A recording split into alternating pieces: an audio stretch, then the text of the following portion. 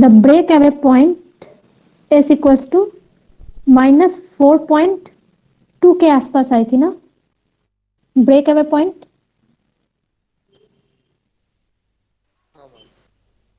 कल जो प्रॉब्लम करवाए थे वहां पे ब्रेक अवे पॉइंट कितना आया था? -4.2। Yes ma'am. ओके, सो ये ब्रेक अवे पॉइंट को लेना है। This is the -6 pole. So suppose 4.2 is here. This point is known as break away point. -4.2 जब ग्राफ पेपर में लोगे तो एक्यूरेट आ जाएगी यहाँ पे बस। ठीक है, सो जो रूट लोकस का ब्रांचेस होगा इस ब्रेक अवे पॉइंट से ड्रॉ करना है। किसके तरफ? इनफाइनाइट के इक्वल्स टू इनफाइनाइट के तरफ, क्योंकि यहाँ पे कोई भी पोल प्रेजेंट नहीं है। अगर सॉरी जीरो प्रेजेंट नहीं है, अगर जीरो प्रेजेंट होती तो वो रूट लोकस जीरो में आके टर्मिनेटेड होती। जो सेकेंड पॉइंट है वहां पे बताया गया है root locus started from pole equals to zero and terminated at starting from pole and terminated at zero। तो इस पॉइंट से स्टार्ट हो रही है, ब्रेक अवे पॉइंट से स्टार्ट होती है, टर्मिनेटेड एट जीरो। बट जो गिवन इक्वेशन है वहां पे जीरो प्रेजेंट नहीं है, और वहां पे और एक चीज मेंशन किया हुआ था, टर्मिनेटेड एट जीरो और K equals to infinite. So it will goes to the infinite. Root locus का नंबर ऑफ ब्रांचेस 4 था। यहाँ पे ऑलरेडी हम लोगों ने 2 ब्रांचेस ड्रॉ कर लिया है, एक तो ये, another is this one. Now next point is step 7। Step 7 में हम लोग इमेजिनरी एक्सिस पे जो इंटरसेक्शन होता है वो फाइंड आउट करते हैं। उसके लिए RH क्राइटेरिया के through intersection table find out करना है। जो लास्ट डे का गिवन नोट्स है वो एक बार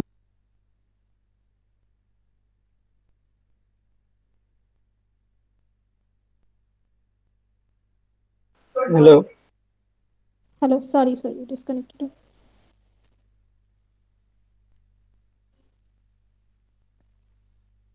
सो लास्ट डे जो नोट्स ऑलरेडी ग्रुप में शेयर किया हुआ है वो नोट्स एक बार देखो।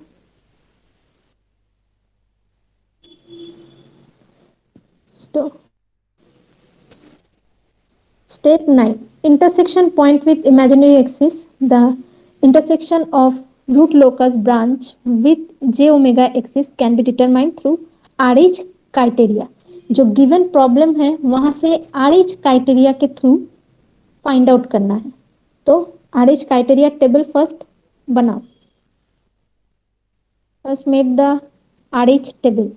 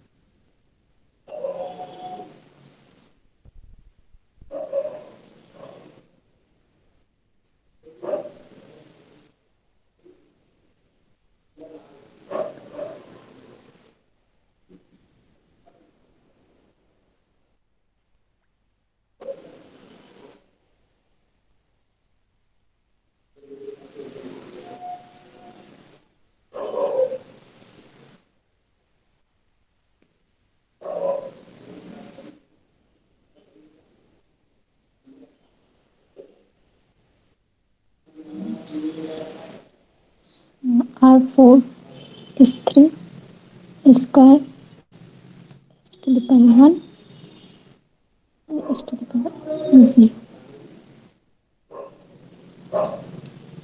37 K. Then 10, 28, 0. So what will be the first? 37. So 370 minus 28 divided by 10. Again 29.2. 29.2. Then K. then K, then 0. Now 29.2 into 28 minus 10K divided by 20. Sorry, divided by 29.2. 34.2 होगा वो। 34. ये नहीं, पहले वाला। ये यस मैम। नहीं, ये 29.2 ही आएगी, ठीक से चेक करें।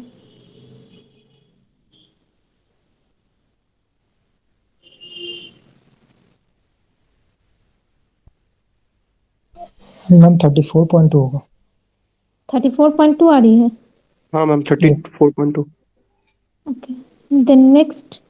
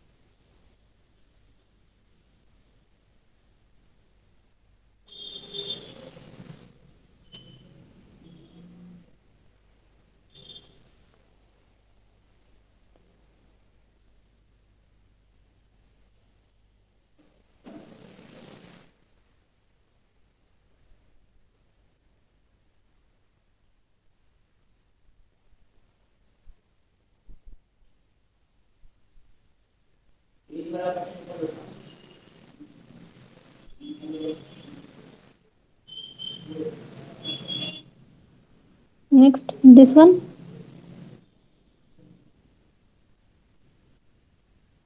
कितना है s⁻1 का value? 28 minus 0.29K. 28 point Minus 0.29K. minus 0.29K. K. Here only 28.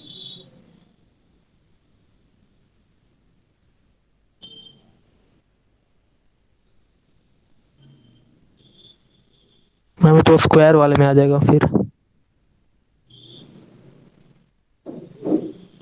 34.2K 10 28.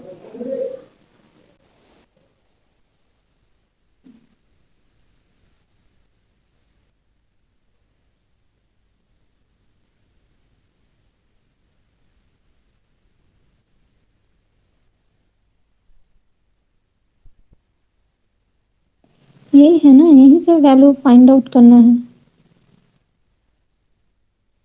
Yes ma'am. तो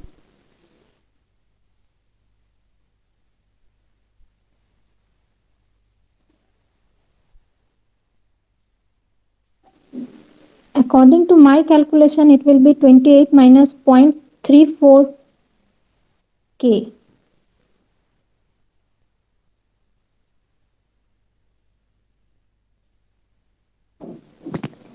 एक बार ये कैलकुलेशन RH टेबल का जो 1 प्लस g(s) इंटू h(s) करके निकाले हैं वो एक बार चेक कर लो, ठीक है। 1 प्लस मैंने डायरेक्टली यहाँ पे लिख तो दिया 1 प्लस g(s) ম্যাম h(s) करके। ওটা 78 এস হবে। हाँ ওটা এটা 78 এস। हाँ ওপরেরটা 78 ম্যাম, একদম 78 উপরে। আছে না? हाँ हाँ ম্যাম। দেন ঠিক আছে, তাহলে এটা 29, it will be 29.2 29.2 and এটা ওটা 78 minus 0.34k 78 minus 34k 0.34k. k So find out the value of k from this equation. K 78 minus 0.34 के, ये इक्वेशन गलत है, यहाँ पे 78 होगा, ठीक है, not 28, it will be 78. So this is greater than 0. Put this value equals to greater than 0. So यहाँ से k का वैल्यू क्या फाइंड आउट होगा? 78 divided by 0.20. Ma'am 20 sorry sir ma'am 200 हो 200 229.41 29.41. So this one is the value of k. Now for intersection of j omega axis, find the auxiliary equation. ठीक है, सो S square को लेके यहाँ पे एक ऑक्सिलरी इक्वेशन जो है फाइंड आउट करना है. So it will be 20 auxiliary equation A S equals to 29.2 A square plus K equals to 0. We already know the value of k, 29.2 square plus 229.41 equals to 0. Now from this equation find out the value of s.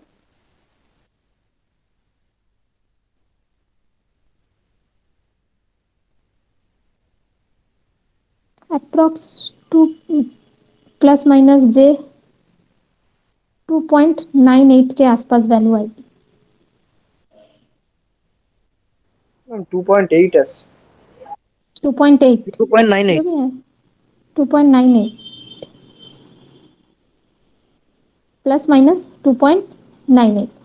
तो अब बोल सकते हैं जो intersection point है वो 2.9. Already हम लोग एक कॉम्प्लेक्स कॉन्जुगेट हम लोगों को पोल मिल चुका था J3 में, ठीक है. सो यहाँ के आसपास ही होगा इंटरसेक्शन पॉइंट जो रूट्स आएगी. अब ये जो पोल है वो कॉम्प्लेक्स कॉन्जुगेट पोल है. इसके लिए जब भी अगर पोल दिया हुआ रहता है इक्वेशन में, अगर पोल जो गिवन ट्रांसफर फंक्शन होगा वहां पे अगर कॉम्प्लेक्स कॉन्जुगेट पोल होती है तो एंगल ऑफ डिपर्चर निकालना पड़ता है. और अगर कॉम्प्लेक्स कॉन्जुगेट 0 होती है, अगर न्यूमरेटर पार्ट में कोई भी कॉम्प्लेक्स कॉन्जुगेट पार्ट है, सो वहाँ पे एंगल ऑफ अराइवल निकालना है. सो यहाँ पे हम लोग देखें जो गिवन इक्वेशन है वहाँ S square plus 4s plus 13 ऐसा कुछ इक्वेशन था जहाँ से हम लोगों को कॉम्प्लेक्स कॉन्जुगेट पोल मिला था 2. इसके वजह से हम लोगों को यहाँ पे angle of departure find out करना है. सो एंगल ऑफ डिपर्चर का फॉर्मूला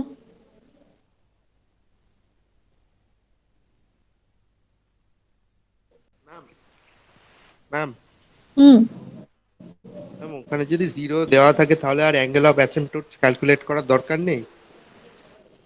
ना, अगर कॉम्प्लेक्स कॉन्जुगेट पोल नहीं होगा इक्वेशन में तब वहाँ एंगल ऑफ डिपर्चर और अराइवल निकालने का ज़रूरत नहीं है. बट अगर है, प्रेजेंट है, तभी निकालना. अगर सिंपल पोल दिया हुआ है और जो पोल्स है वो रियल पोल्स है तो उस केस में एंगल ऑफ डिपर्चर या फिर अराइवल नहीं निकलेगी. कॉम्प्लेक्स कॉन्जुगेट पोल और 0 के लिए ही एंगल ऑफ डिपर्चर निकलता है और एंगल ऑफ एसिम्पटोट्स जो है वो हर रूट लोकस के लिए निकलेगा. ठीक है, एंगल ऑफ एसिम्पटोट्स अलग है और एंगल ऑफ डिपर्चर अलग है. This is the formula of angle of arrival and angle of departure. So phi D equals to 180 degree minus summation of phi P minus phi Z all complex pole. ठीक है, and angle of arrival equals to same formula है बस complex 0 के लिए. Here summation of 5p equals to sum of all branch contributed by all angle contributed by the remain pole. जितना भी poles है वो जितना angle contribute करेगा उसके summation को हम लोग angle pole angle बोलते हैं या फिर समेशन ऑफ 5p से डिनोट करते हैं. सेम अगर जीरो के वजह से सिस्टम में जो जीरो प्रेजेंट है उसके वजह से जो एंगल बनती है उसको हम लोग समेशन ऑफ जीरो बोलेंगे. अब इसको फाइंड आउट कैसे करना पड़ता है.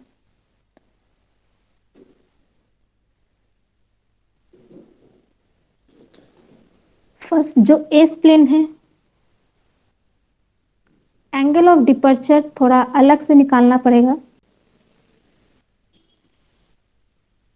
पोल का लोकेशन जो था that is at origin at complex conjugate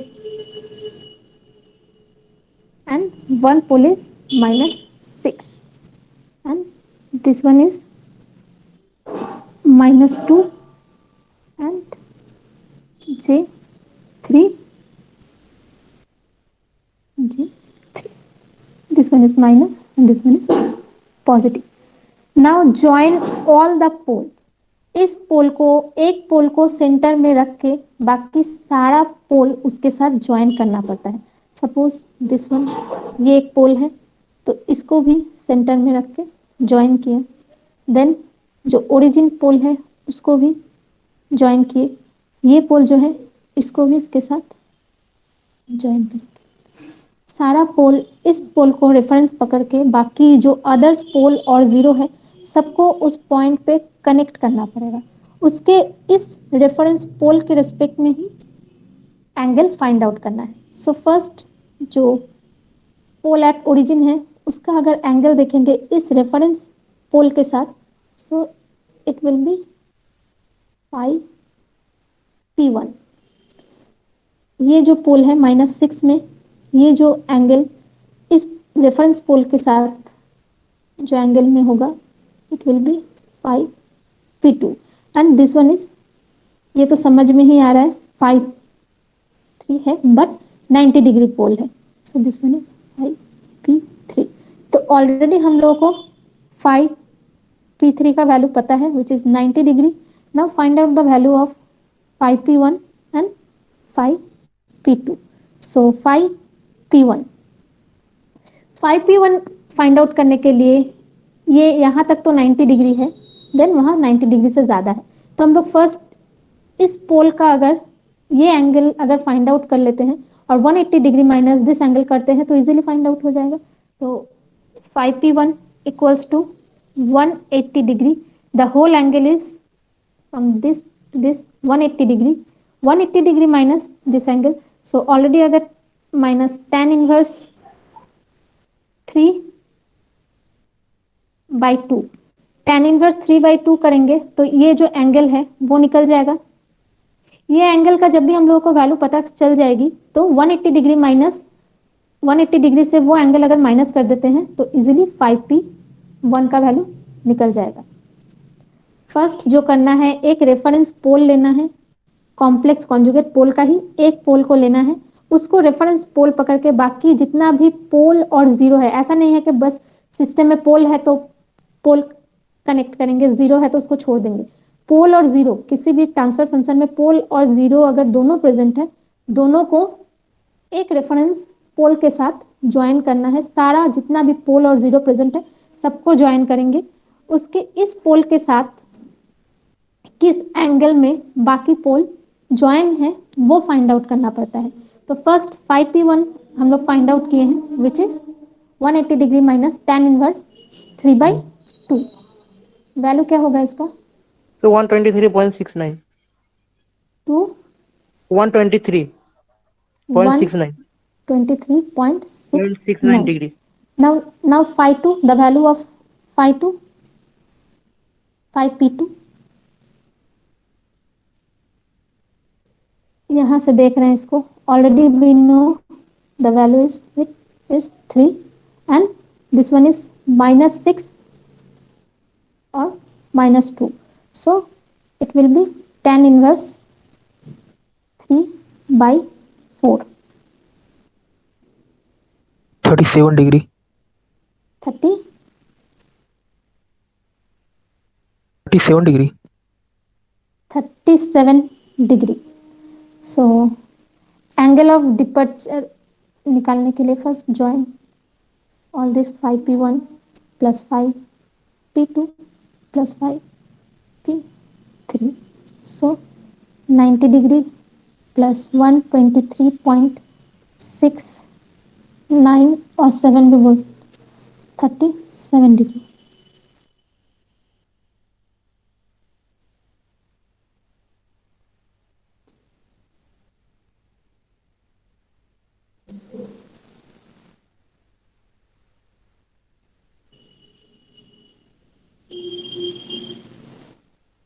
कितना आ रहा है value?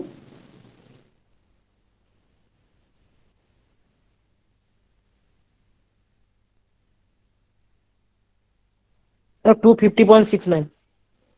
250.69 0.69. Degree. Now angle of departure, यहाँ पे जो समेशन ऑफ फाइव जेड है, एक भी जीरो प्रेजेंट नहीं है गिवन ट्रांसफर फंक्शन में, so five Z equals to zero. So angle of departure 180 degree minus five P, so it will be 180 degree minus 250.69 minus approx 70 के आसपास आएगा।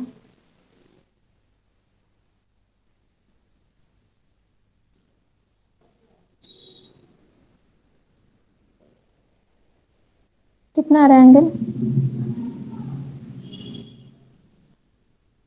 -70.69 degree. Minus 70.69 degree.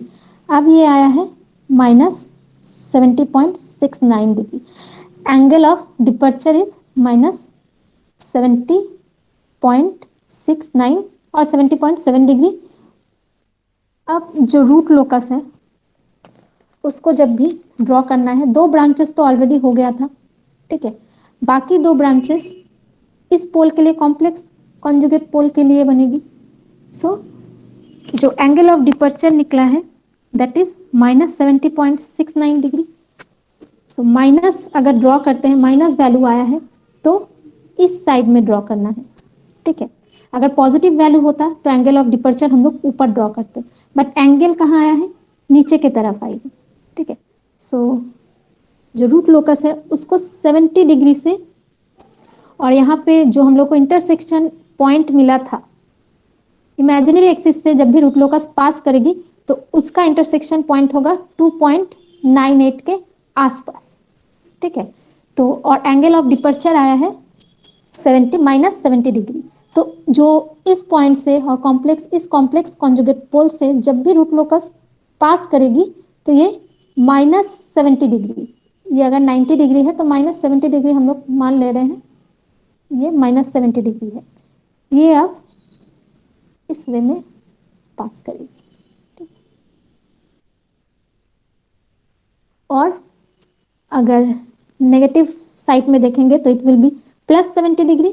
So it this one is 90 degree, तो it will be +70 degree and passes like this। समझ में आया? Root locus का number of branches 4 आया था। क्यों 4 था? क्योंकि नंबर ऑफ पोल 4 थी, पोल ज्यादा डोमिनेट था, तो नंबर ऑफ पोल 4 था, इसलिए ब्रांचेस 4 है। तो एक दो ब्रांचेस जो है हम लोगों को ब्रेक अवे पॉइंट से मिला है, जिसको हम लोग ड्रॉ कर लिए थे। बाकी कॉम्प्लेक्स कॉन्जुगेट जो पोल है उसके लिए जो ब्रांचेस ड्रॉ करेंगे, उसके लिए फर्स्ट तो इंटरसेक्शन पॉइंट फाइंड आउट करना है, देन इंटरसेक्शन पॉइंट जब भी मिल जाए उसके बाद एंगल ऑफ डिपर्चर, मीन्स जो कॉम्प्लेक्स पोल से रूट लोकस पास करेगी वो कितने एंगल से पास करेगी वो भी फाइंड आउट करना है। जो हम लोगों को इक्वेशन और ट्रांसफर फंक्शन दिया हुआ था वहां से इंटरसेक्शन पॉइंट मिला था 2.98, जो कि इमेजिनरी एक्सिस में 2.98, suppose this point, and angle of departure आया था -70 डिग्री, ठीक है, -70 डिग्री। सो जो पोल पॉजिटिव है उसके लिए माइनस, जो पोल नेगेटिव था तो उसके लिए साइन चेंज हो जाएगा, इसका पॉजिटिव 70.69 डिग्री होगा। तो फर्स्ट जो कॉम्प्लेक्स कॉन्जुगेट का जिसमें इमेजिनरी जो पार्ट था that is positive, so for that part angle of departure is 70.69 -70.69। Minus है इसलिए जो एंगल ऑफ डिपर्चर है, देखो इस पोल से पहले वो डाउनवर्ड डायरेक्शन में गया है, देन वहां से जो इमेजिनरी एक्सिस था उसको इंटरसेक्ट करते हुए वो एंगल ऑफ एसिम्प्टोट के साथ पैरेलली ड्रॉ करना पड़ेगा। देन जो नेक्स्ट कॉम्प्लेक्स कॉन्जुगेट पोल था विच इज -2 -j3, वहां पे अगर देखेंगे तो जो एंगल ऑफ डिपर्चर है वो पॉजिटिव है 70 प्लस 70 डिग्री अप्रॉक्स। तो इसको देखो अपवर्ड डायरेक्शन में ड्रॉ किए हैं, तो जो इमेजिनरी एक्सिस है उसको 2.98 से क्रॉस करके एंगल ऑफ एसिम्प्टोट के साथ पैरेलली जाएगा। यहाँ पे भी जो ब्रांचेस है वो एंगल ऑफ एसिम्प्टोट के साथ पैरेलली हम ड्रॉ किए हैं, यहाँ पे भी जो ब्रांचेस है वो पैरेलली जाएगी। अब अगर सपोज पॉजिटिव यहाँ पे नेगेटिव वैल्यू नहीं आके पॉजिटिव होता तो उस केस में भी ये अपवर्ड डायरेक्शन होता। समझ में आया है एंगल ऑफ डिपर्चर? मैम अगर पॉजिटिव होता तो एंगल ऑफ असिम्प्टोट के साथ पैरेलली जाता, इवन हाँ इफ अगर वो 70 डिग्री होता हाँ तब भी। हाँ, हमेशा root locus angle of asymptote के साथ पैरेलली ड्रॉ करना पड़ता है।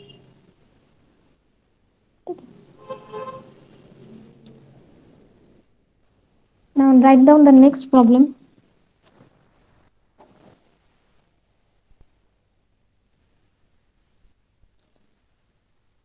Consider the negative feedback system. Consider the negative feedback system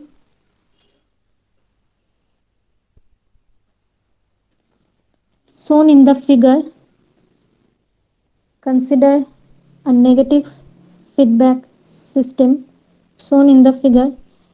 मैं फिगर दिखा रही हूँ, थोड़ा सा स्पेस छोड़ के लिखो। Sketch the root locus plot, sketch the root locus plot,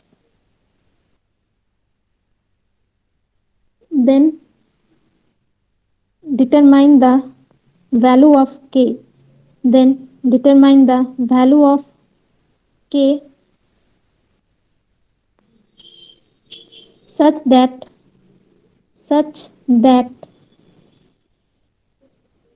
the damping ratio the damping ratio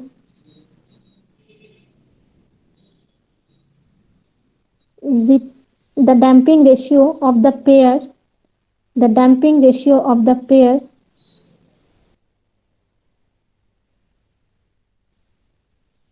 of dominant complex conjugate poles of dominant complex conjugate closed loop pole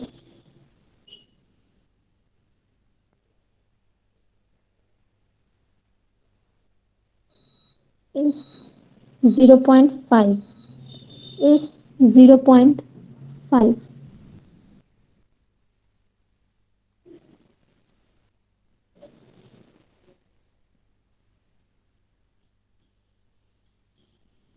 Repeating the consider negative feedback system shown in the figure. Sketch the root locus plot and then determine the value of k such that the damping ratio of the pair of dominant complex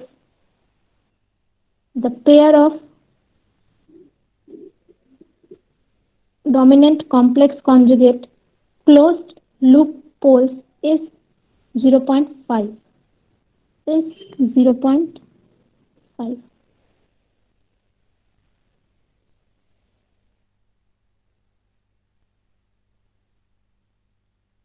This on the given sketch negative feedback system.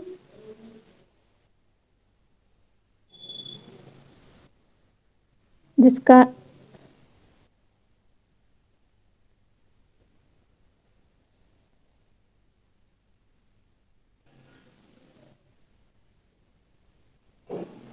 দেখা যাচ্ছে না। अब ठीक है, k divided by s into s+1 into s+2। First open loop transfer function लो, उसके respect में root locus sketch करो। देन जो सेकेंड पार्ट है प्रॉब्लम का वो करना। First open loop transfer function लो और उससे रूट लोकस ड्रॉ करो। So open loop transfer function g of s into h of s equals to k divided by s into s+1 into s+2। So first step, number of pole equals to 3.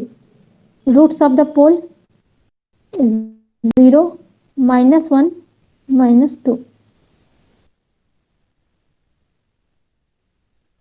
Step 2, number of 0, कोई भी 0 present नहीं है, so it is 0.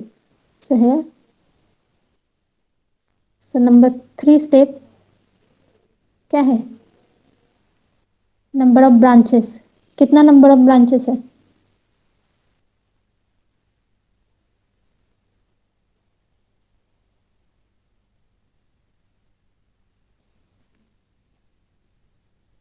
Number of branches n equals to P minus Z 3. 3 n equals to p, क्योंकि यहाँ p greater than 0, so n equals to 3.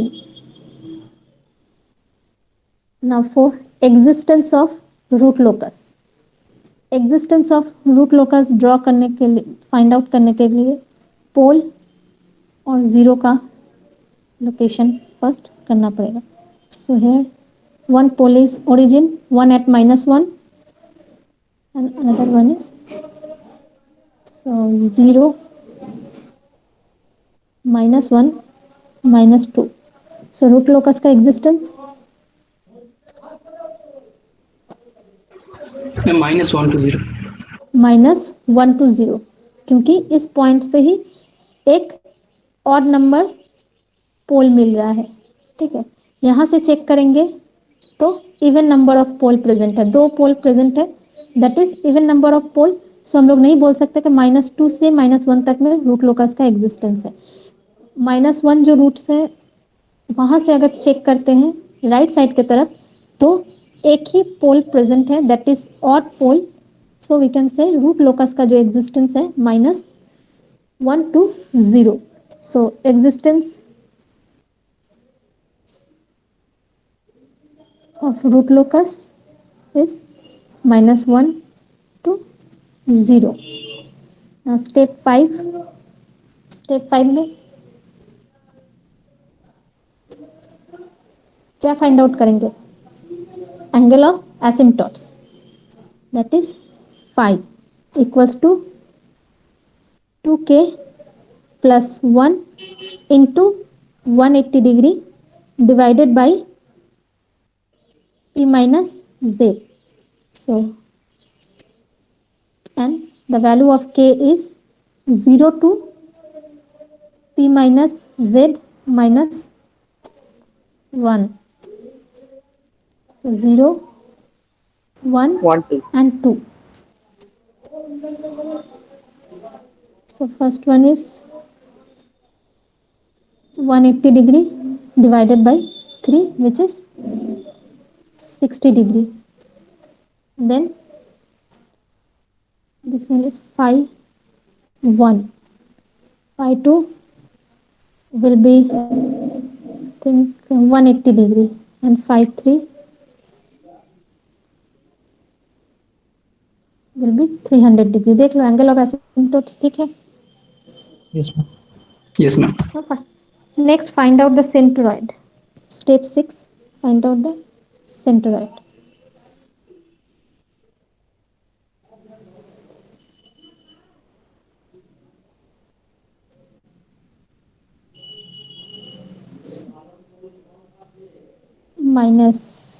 1 minus 2 divided by 3. So it will be minus 1. So centroid is minus 1 and angle of asymptote is 30 degree, 60 degree, 180 degree and 300.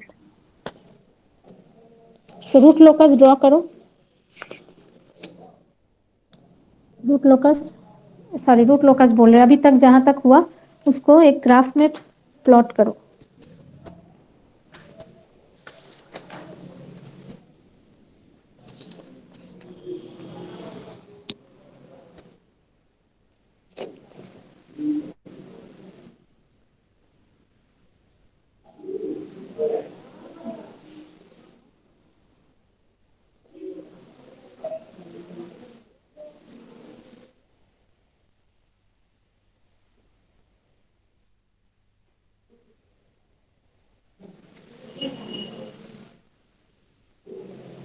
सेंटरॉइड -1 and जो angle आया था one is 180 degree, one is 60 degree, another is 300 degree. So एक तो हम लोग को 180 degree मिल गया है. 90 approx this one is 60 degree. ये डॉटेड लाइन होता है. हाँ,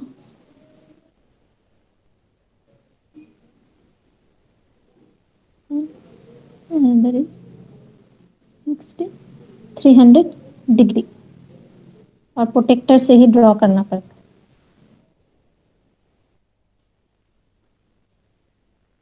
इसके बाद break away point find out करो from the characteristics equation.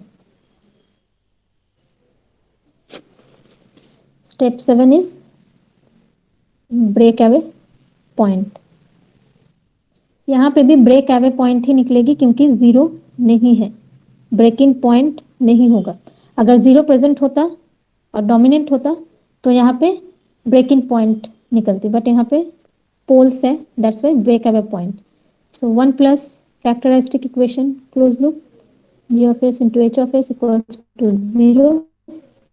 So 1 plus k divided by s into s plus 1 s plus 2 equals to 0.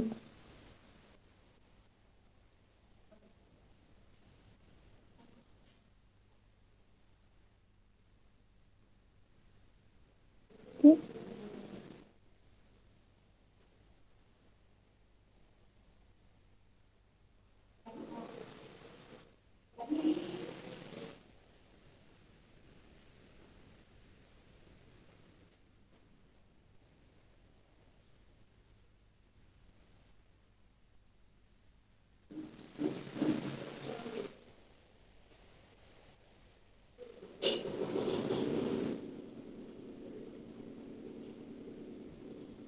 यही है ना, k इक्वल्स टू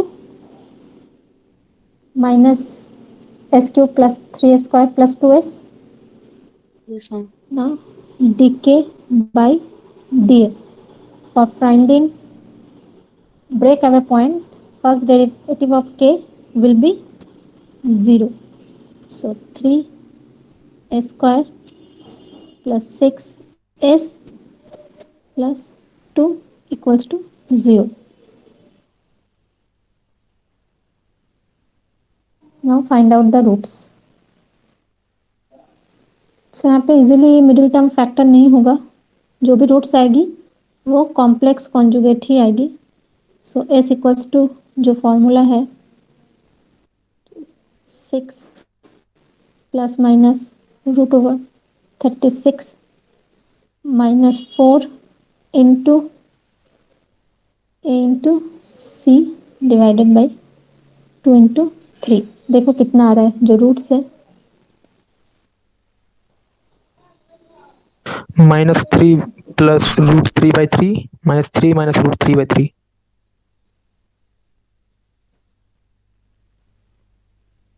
-3 आ रही है -1 प्लस माइनस 3/3. यहाँ पे तो माइनस दिख रहा है. 6 कटेगी तो ये आया -1. ये कॉम्प्लेक्स पार्ट का फाइंड आउट करना है. ये कितना आ रहा है बताओ. √3/3. √3/3 Yes, ma'am. ये मैम कॉम्प्लेक्स तो आएगा नहीं। क्यों कॉम्प्लेक्स नहीं है? देखो कितना आ रहा है, हमको नहीं पता है। ठीक है देखो चलो कॉम्प्लेक्स इसका वैल्यू क्या आ रहा है, वैल्यू फाइंड आउट कर लो तो इजी रहेगा।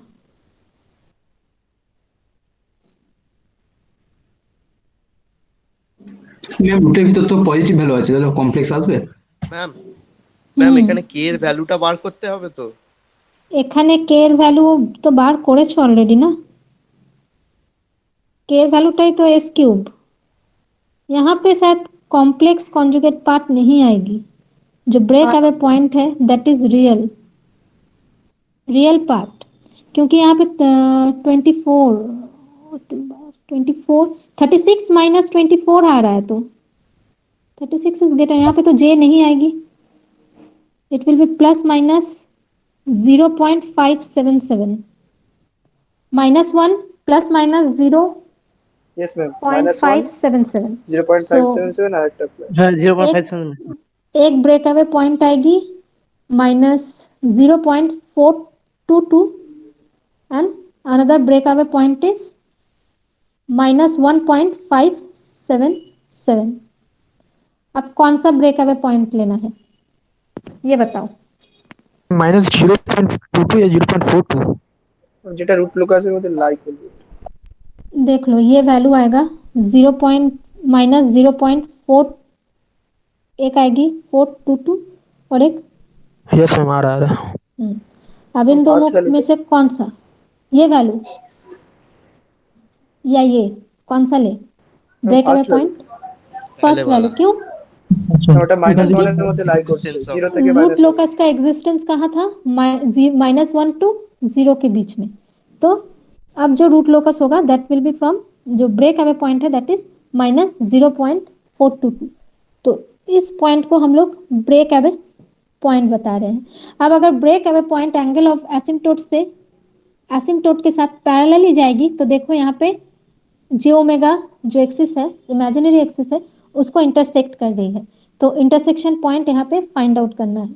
तो imaginary axis intersection point, now step 8, जिसके लिए RH टेबल फाइंड आउट करना है।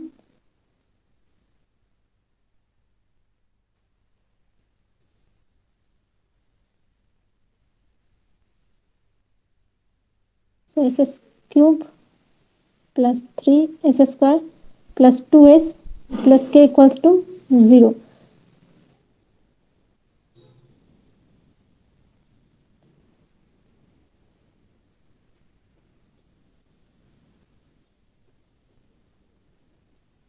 RH टेबल से k का वैल्यू फाइंड आउट करो।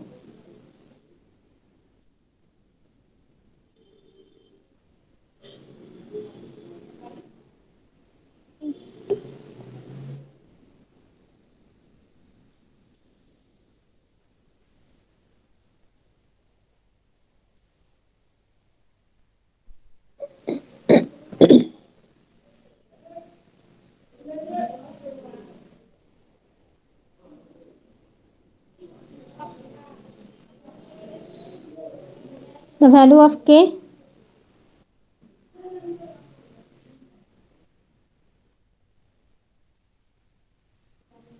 एक वैल्यू आ रही है क्या? फर्स्ट जो s⁻1 का वैल्यू है that is 6 - k divided by 3। So 6 - k divided by 3 is greater than 0. So from this equation k = 6 6, then एक ऑक्सिलरी इक्वेशन लेना है। s² को पकड़ के ऑक्सिलरी इक्वेशन लो। सो auxiliary equation s = 3a² + k = 0। So 3a² + 6 = 0। तो a² + 2 = 0 बोल सकते हैं। Then s = +/-j√2।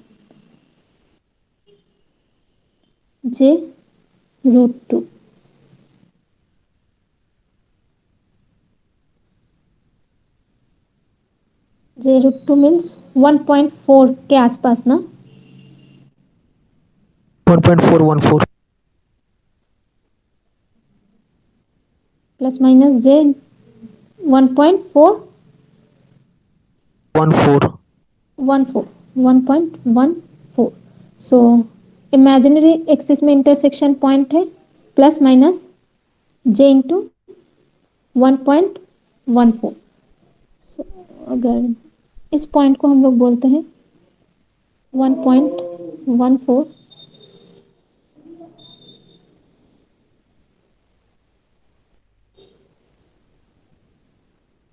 So root locus will intersect through this point. ठीक है, इसको पैरेलली ड्रॉ करना है. ठीक है,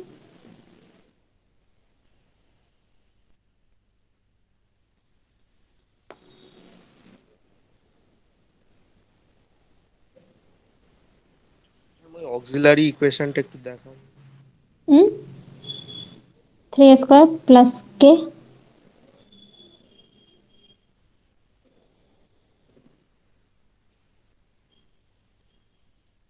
ফর ম্যাক্সিমাম ভ্যালু অফ কে কে নিতে হবে। है. सो यहाँ पे 2 ब्रांच तो हो गया. ठीक है, जो थर्ड ब्रांच है that is with the angle of asymptote, जो कि 180 डिग्री ब्रांच था उसके साथ. ठीक है,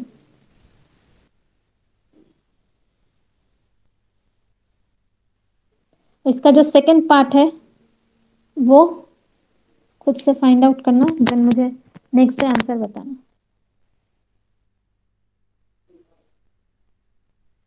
ठीक है, और बार बार बोल रही हूँ, रूट लोकस एग्जाम में हमेशा कोई भी मिलीमीटर हो सेंटीमीटर हो उसी ग्राफ पेपर में ड्रॉ करना विथ प्रोटेक्टर, जैसे कि वैल्यू इधर उधर ना हो. इसका जो सेकंड प्रॉब्लम है, जो सेकंड पार्ट था वो फाइंड आउट कर लेना खुद से, देन मुझे बताना नेक्स्ट क्लास में. रुक जाओ, अटेंडेंस ले लेती हूँ.